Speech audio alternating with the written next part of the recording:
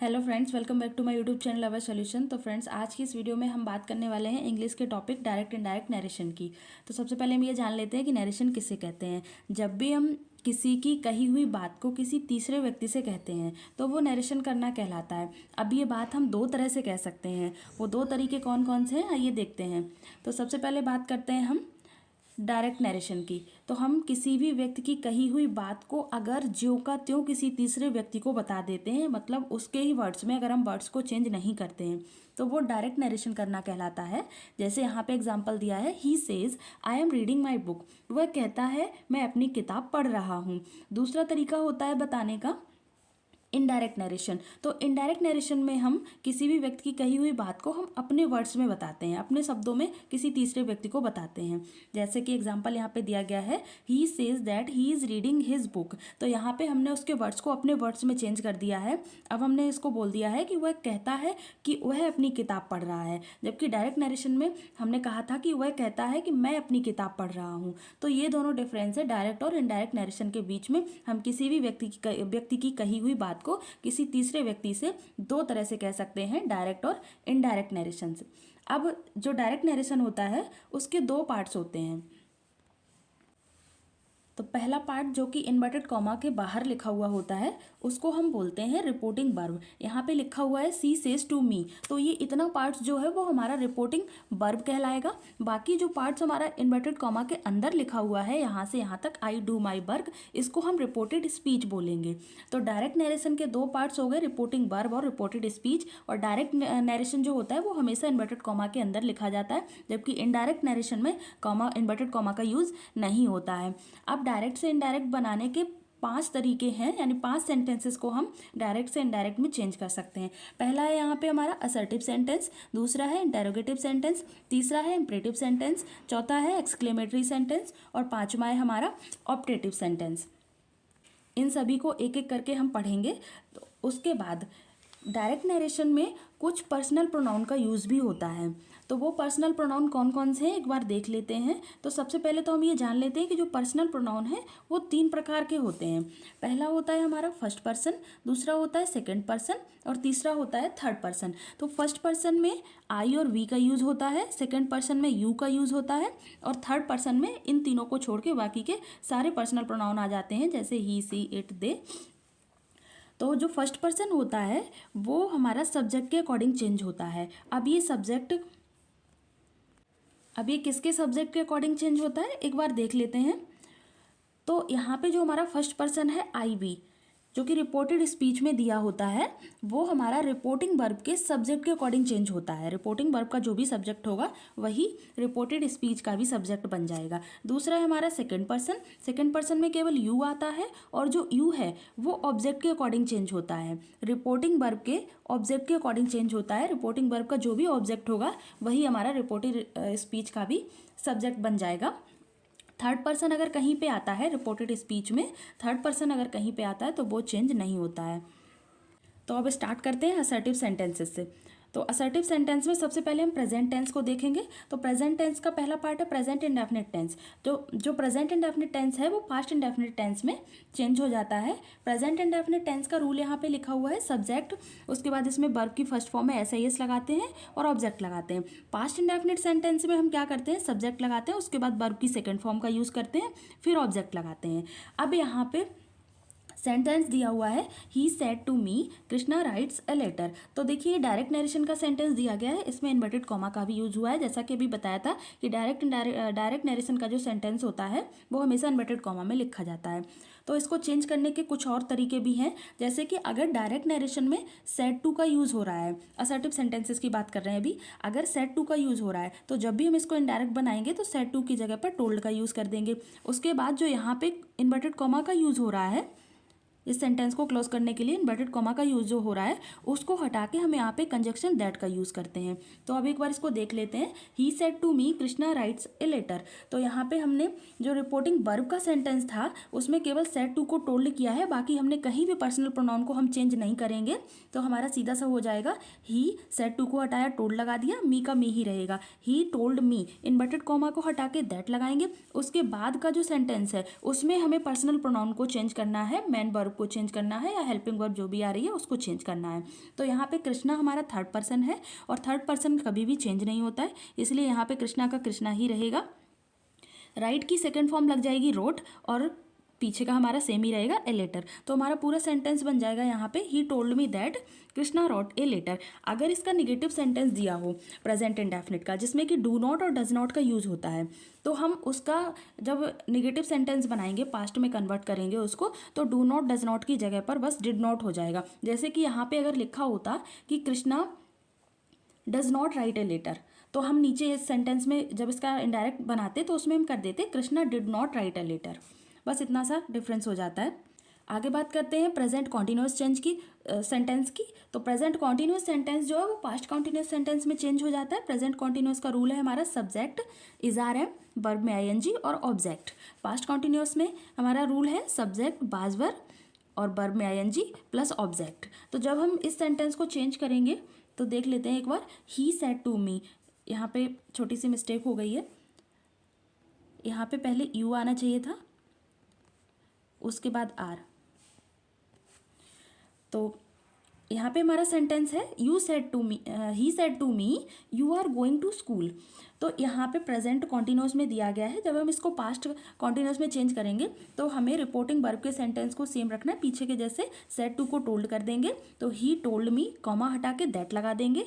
अब देखिए यहाँ पे यू आ रहा है, जो यू है वो हमारा सेकेंड पर्सन है और अभी हमने पढ़ा था कि सेकेंड पर्सन को हम रिपोर्टिंग वर्ब के ऑब्जेक्ट के अकॉर्डिंग चेंज करते हैं। तो रिपोर्टिंग वर्ब का ऑब्जेक्ट यहाँ पे दिया गया है मी और हमें यहाँ पे लगाना है सब्जेक्ट के रूप में। तो मी को तो हम सब्जेक्ट के रूप में नहीं लगा सकते, तो मी का सब्जेक्टिव रूप हम लगा देंगे आई, और आई के साथ हमारी हेल्पिंग वर्ब आ जाएगी वाज, फिर गोइंग टू स्कूल। तो he told me that I was going to school. तो इस तरह से हम पर्सनल प्रोनाउन को चेंज कर लेते हैं। अगर यहाँ पे कोई भी फर्स्ट पर्सन होता, मान लेते हैं आई होता अगर यहाँ पे, तो हम आई को किसके अकॉर्डिंग चेंज करते, फिर इसके सब्जेक्ट के अकॉर्डिंग चेंज करते। यहाँ पे ही है तो यहाँ भी हमारा इनडायरेक्ट नरेशन में भी ही हो जाता। तो इस तरीके से हम पर्सनल प्रोनाउन को चेंज कर लेते हैं। आगे बात करते हैं प्रेजेंट परफेक्ट टेंस की। तो जो प्रेजेंट परफेक्ट टेंस है वो पास्ट परफेक्ट टेंस में चेंज हो जाता है। अब प्रेजेंट परफेक्ट टेंस का जो रूल है वो होता है हमारा सब्जेक्ट, उसके बाद इसमें हेल्पिंग वर्ब आती है हैज़ या हैव, जो कि सब्जेक्ट के अकॉर्डिंग आती है। अगर सब्जेक्ट सिंगुलर होगा तो हैज़ आएगा और सब्जेक्ट प्लूरल होगा तो हैव आएगा। वर्ब की थर्ड फॉर्म आती है और ऑब्जेक्ट। जब हम इसको चेंज करेंगे पास्ट परफेक्ट में तो पास्ट परफेक्ट का रूल हो जाएगा सब्जेक्ट, उसके बाद हेड। इसमें हमें सब्जेक्ट को सिंगुलर प्लूरल नहीं देखना होता है, चाहे सब्जेक्ट सिंगुलर हो या प्लूरल हो, वर्ब की जो हेल्पिंग वर्ब है वो हेड ही आएगी। उसके बाद वर्ब की थर्ड फॉर्म और फिर ऑब्जेक्ट। अब इसको एग्जांपल से समझ लेते हैं। He said I have finished my work. तो यहाँ पे ही सेड के बाद कोई भी दूसरा ऑब्जेक्ट नहीं आ रहा है, तो हम इसको ही सेड को ऐसे ही रखेंगे। यहाँ पे हम सेड को चेंज नहीं करेंगे, ही सेड हमारा ऐसा ही रहेगा। इन्वर्टेड कॉमास को हटाएंगे तो दैट लग जाएगा। अब यहाँ पे देखो रिपोर्टेड स्पीच का जो सब्जेक्ट है वो है आई, जो कि फर्स्ट पर्सन है, और फर्स्ट पर्सन को हम रिपोर्टिंग वर्ब के सब्जेक्ट के अकॉर्डिंग चेंज करते हैं। अब यहाँ पे हमारा ही दिया गया है तो यहाँ भी हमारा ही सब्जेक्ट हो जाएगा। ही के बाद फिर हम आगे लगा देंगे हैज़ हैव को चेंज कर देते हैं हेड से, तो यहाँ पे हेड लगा देंगे। वर्ब की थर्ड फॉर्म दोनों में ही होती है, प्रेजेंट परफेक्ट में भी और पास्ट परफेक्ट में भी, तो ये सेम रहेगी। उसके बाद एक और पर्सनल प्रोनाउन यहाँ पे आ रहा है माई। तो माई को भी हम ही के अकॉर्डिंग ही चेंज करेंगे। अब जैसा कि यहाँ पे ये पॉजेसिव रूप लगा हुआ है, इसका पॉजेसिव फॉर्म में है, तो यहाँ पे भी हम ही का भी पॉजेसिव फॉर्म ही लगाएंगे। तो पॉजेसिव फॉर्म यहाँ पे ही का हो जाएगा हिज। तो हमारा पूरा सेंटेंस बन जाएगा he said that he had finished his work. देखिए पर्सनल प्रोनाउन सेंटेंस में कहीं भी आए तो हमें जिस रूप में लगा हो, मान लिया सब्जेक्ट के रूप में है तो सब्जेक्ट के रूप में ही लगाना है, ऑब्जेक्ट के रूप में है तो ऑब्जेक्ट के उसका ऑब्जेक्टिव रूप ही लगाना है, पॉजेसिव में कहीं दिया गया है तो पॉजेसिव फॉर्म ही लगाना है। जिस फॉर्म में दिया है उसी फॉर्म में उसी जगह पे हमें रिप्लेस कर देना है। आगे बात करते हैं प्रेजेंट परफेक्ट कॉन्टिन्यूस चेंज की, तो सेंटेंस की। तो जो प्रेजेंट परफेक्ट कॉन्टिन्यूस सेंटेंस है वो पास्ट परफेक्ट कॉन्टिन्यूस में चेंज हो जाता है। अब प्रेजेंट परफेक्ट का रूल क्या होता है, हमारा subject has been have been लगने लगती है इसमें हेल्पिंग वर्ब, और वर्ब में आईएनजी। उसके बाद ऑब्जेक्ट आए तो ऑब्जेक्ट लगा देते हैं, और जो भी इसमें टाइम दिया होता है, एक पीरियड ऑफ टाइम होता है, एक पॉइंट ऑफ टाइम होता है, तो उसके लिए हम यहाँ पे सिंस और फॉर का यूज़ करते हैं, और फिर उसके बाद जो भी टाइम दिया होता है वो लगा देते हैं। पास्ट परफेक्ट में भी रूल सेम रहता है, बस थोड़ी सी चेंजेस हो जाती है, जैसा कि प्रेजेंट परफेक्ट में हैज़ बीन हैव बीन लगता है और पास्ट परफेक्ट कॉन्टिन्यूअस में हैड बीन हो जाता है। तो पास्ट परफेक्ट कॉन्टिन्यूअस का रूल है सब्जेक्ट, उसके बाद इसमें हैड बीन लगता है, वर्ब लगती है, वर्ब में आईएनजी, उसके बाद ऑब्जेक्ट, फिर सिंस या फॉर इसमें भी आता है और टाइम भी आता है।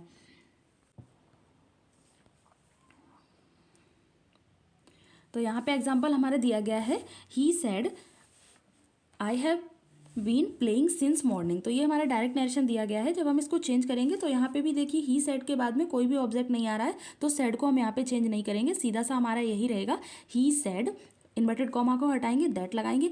यहाँ भी देखिए आई जो है वो एक फर्स्ट पर्सन के रूप में आ रहा है, तो फर्स्ट पर्सन हमारा जो है वो हमेशा रिपोर्टिंग वर्ब के सब्जेक्ट के अकॉर्डिंग चेंज होता है। तो यहाँ पे हमारा है ही, तो यहाँ भी हमारा सब्जेक्ट जो है वो ही हो जाएगा। He had been playing since morning, तो ये सेम रहेगा, बाकी केवल हेल्पिंग वर्ब और पर्सनल प्रोनाउन जो है वही चेंज हो जाता है। तो पूरा सेंटेंस हमारा हो जाएगा, he said that he had been playing since morning. आगे बात करते हैं पास्ट टेंस की। तो पास्ट टेंस जो है वो अपने आप में ही चेंज हो जाते हैं, जैसे कि पास्ट इंडेफिनिट जो है वो पास्ट परफेक्ट में ही चेंज हो जाते हैं। प्रेजेंट के सारे पार्ट पास्ट में चेंज होते हैं और जो पास्ट के पार्ट हैं वो खुद अपने में ही चेंज हो जाते हैं। तो past indefinite change into past perfect. अब पास्ट इंडेफिनिट का रूल अभी हम पीछे भी देख चुके हैं, इसमें सब्जेक्ट आता है, वर्ब की सेकंड फॉर्म आती है और ऑब्जेक्ट आता है। जब हम इसको इनडायरेक्ट बनाएंगे तो पास्ट परफेक्ट वाला रूल लग जाएगा, जो कि है सब्जेक्ट, उसके बाद इसमें हेड लगता है, वर्ब की थर्ड फॉर्म आती है और ऑब्जेक्ट आता है।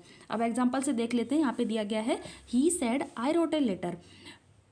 अब जब हम इसको इनडायरेक्ट बनाएंगे तो यहाँ पे भी देखो सेड के बाद कोई ऑब्जेक्ट नहीं है, तो हमें सेड का सेड ही रखना है, टोल्ड में चेंज नहीं करना है। टोल्ड में हम तभी चेंज करेंगे जब सेड के बाद में कोई भी ऑब्जेक्ट दे रखा हो।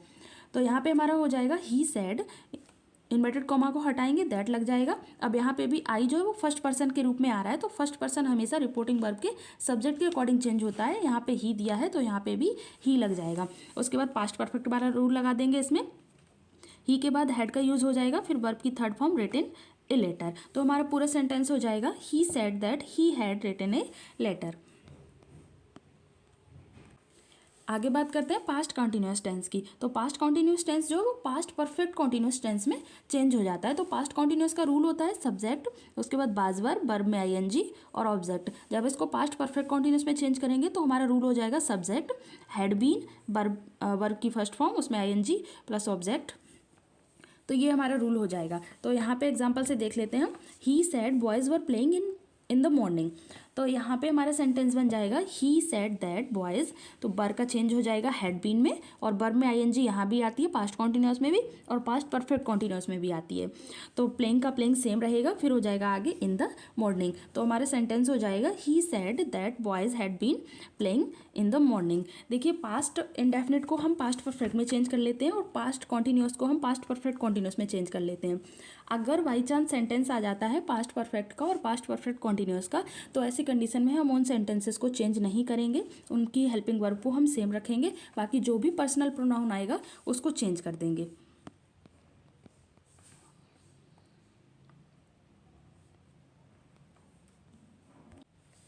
आगे बात करते हैं फ्यूचर टेंस की। तो फ्यूचर टेंस को हम किसी भी दूसरे सेंटेंस में चेंज नहीं करते हैं। फ्यूचर इंडेफिनिट में हेल्पिंग वर्ब हमारी सेल विल आती है केवल, तो सेल विल का शुड वुड कर देंगे। फ्यूचर कॉन्टिन्यूस में सेल बी विल भी आता है, तो इसका वुड बी शुड बी कर देंगे। और फ्यूचर परफेक्ट में सेल हैव विल हैव आता है, तो इसको शुड हैव या वुड हैव में चेंज कर देंगे। बस सेल विल को शुड वुड में चेंज कर देते हैं, बाकी इसमें कोई भी चेंजेस नहीं होती है। फ्यूचर परफेक्ट कॉन्टिन्यूस में हेल्पिंग वर्ब हमारी आती है विल हैव बीन और सेल हैव बीन, तो इसको हम चेंज कर देंगे वुड हैव बीन और शुड हैव बीन में। बाकी कुछ और वर्ब भी आती हैं हेल्पिंग वर्ब, जैसे कि कैन हो गया, मे हो गया, तो कैन का कुड में चेंज कर देते हैं, मे का माइट में चेंज कर देते हैं। ये कुछ हेल्पिंग वर्ब चेंज हो जाती हैं। बाकी जो रूल है बनाने का असर्टिव का, ये इन्वर्टेड कॉमास को हटा के कंजक्शन दैट का यूज़ करना है। बाकी अगर सेड टू हो तो सेड टू को टोल्ड में चेंज कर देंगे, केवल सेड होगा तो उसको चेंज नहीं करेंगे। बाकी रूल हमारा सेम रहता है, हेल्पिंग वर्ब चेंज नहीं होती है। फ्यूचर टेंसेस में हेल्पिंग वर्ब सेल विल का शुड वुड हो जाता है, लेकिन जो मेन वर्ब होती है वो चेंज नहीं होती है। जैसी हमारी डायरेक्ट नरेशन में लिखी होगी वैसी हमारी इनडायरेक्ट नरेशन में भी आ जाती है।